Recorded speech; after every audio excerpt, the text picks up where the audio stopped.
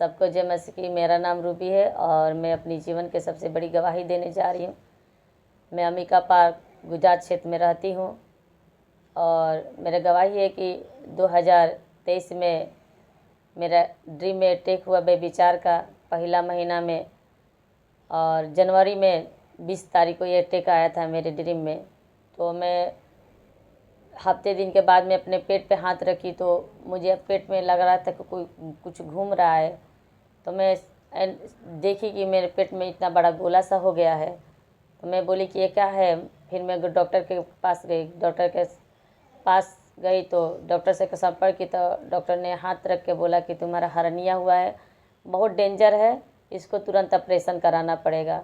क्योंकि मेरी उस समय मेरी बिटिया 6 महीने की थी। मैं नहीं चाहती थी कि मेरा ऑपरेशन हो, क्योंकि उसको संभालने वाला कोई नहीं था यहाँ पे। मैं बहुत रो रही थी कि प्रभु अब मैं क्या करूँ, कुछ समझ में नहीं आ रहा था। तो मैं मुकेश फास्टर से मैं अटैच थी। मैं उनसे प्रार्थना करवाई कि फास्टर जी मेरे लिए प्रार्थना कीजिए। और मैं बोली कि फास्टर जी मेरे लिए प्रार्थना कीजिए, क्योंकि मेरा डॉक्टर ने कल बोला है कि जांच होगा, तुरंत ऑपरेशन करने के लिए बोले हैं। फिर मैं फास्टर जी से प्रार्थना करवाई और मेरा जब मैं रिपोर्ट कराने गई, क्योंकि डॉक्टर बहुत सारा मुझको जांच करने के लिए बोले थे। तो बहुत सारा जांच हुआ, सब जांच में नॉर्मल आया। लेकिन जब पेट का सीटी स्कैन हुआ तो उस सीटी स्कैन में मेरा हर्निया और स्किन पतला दोनों पेट में था। लेकिन सीटी स्कैन में यही आया था कि प्रार्थना के बाद कि जो हर्निया डॉक्टर ने बोला था कि पूरा डेंजर है, तुरंत ऑपरेशन कराना पड़ेगा, वो हर्निया 7 ml का हुई। और 7 ml का तो डॉक्टर ने बोला कि आपको 1-2 साल आपको ऑपरेशन कराने की कोई ज़रूरत नहीं। लेकिन डॉक्टर ने बोला था कि बहुत सारा हमको आराम का, बहुत सारा मेंटेनेंस करने के लिए बोला था। ये बोला था कि डॉक्टर ने कि तुमको 1 किलोमीटर दूर नहीं चलना है, आराम करना है। बहुत ज़्यादा से ज़्यादा हमको डॉक्टर ने बेस्ट रेस्ट बोला था। मैं बेस्ट रेस्ट में नहीं थी, कैसे कि मेरे 3 बच्चे, बहुत सारा घर का काम पड़ता है मेरा। तो फिर मैं ऐसे मेरा जर्नी चालू हुआ। फिर मेरा दुष्ट आत्मा और मुझको परेशान करने लगा।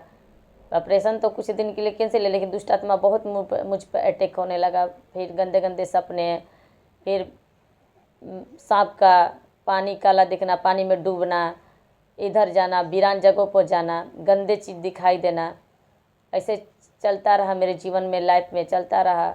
मैं बहुत डिस्टर्ब हो गई थी, ऑफ हो गई थी। मैं ऐसे लग रहा था कि मेरे जीने से कोई फ़ायदा ही नहीं है, मैं जी कर क्या करूँगी। मेरा भरोसा एकदम टूट गया था। ऐसे लग रहा था कि अब मेरे जीने से कोई फ़ायदा नहीं है। मैं बच्चों को मारती थी, गुस्से में रहती थी, पति से भी झगड़ा करती थी। और मैं अपने घर में अकेला रहना पसंद नहीं करती थी, क्योंकि मेरे घर में बहुत डर लगता था। ऐसा माहौल हो गया था घर में कि मैं एक पल भी रहना नहीं चाहती थी।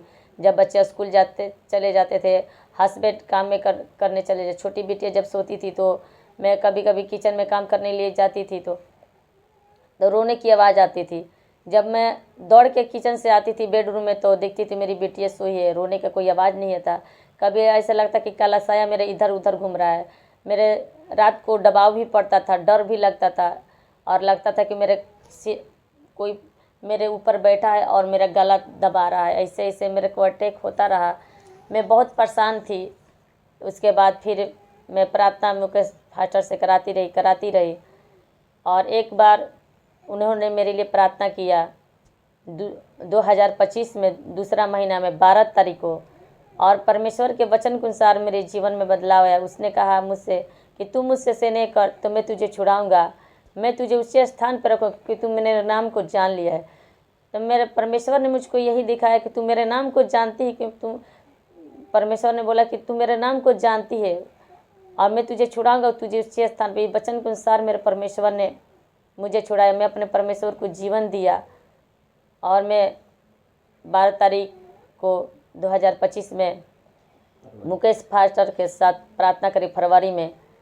तो मेरे पूर्वजों का दुष्ट आत्मा मुझ पर अटैक हुआ कि मैं बहुत लोगों को मार चुका हूँ, इसको भी मारूंगा, मैं इसे लेने के लिए आया हूँ। तब फास्टर जी उस रात को हमारे लिए प्रार्थना किए।